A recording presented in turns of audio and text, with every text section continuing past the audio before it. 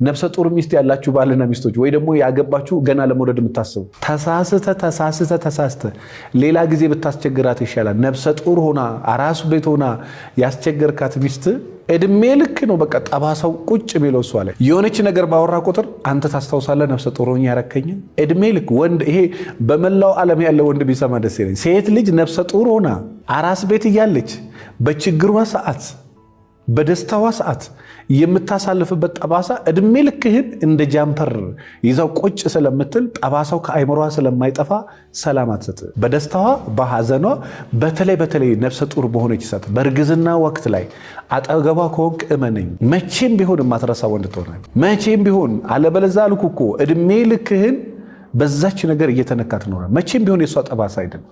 ነፍሰ ጡር ሆና የቆሰለች ሴት በደስታዋ ሰዓት በሐዘኗ ሰዓት ያቆሰላት ሰው እድሜ ልክ አትረሳም።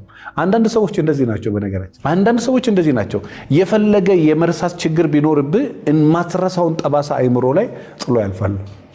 የፈለገ የመርሳት ችግር ቢኖርብህ እነሱ ያደረጉን ነገር አትረሳም። የፈለገ ብትረሺ እነሱ ያደረጉሽን ነገር አትረሺም። ስለዚህ በተቻላችሁ መጠን ትዳራችሁን በሰላም መምራት ከፈለጋችሁ ወንድ ልጅ መብት አለው፣ ወንድ ልጅ ግዴታ አለበት። መብትና ግዴታችሁ ለይታችሁ እወቁ።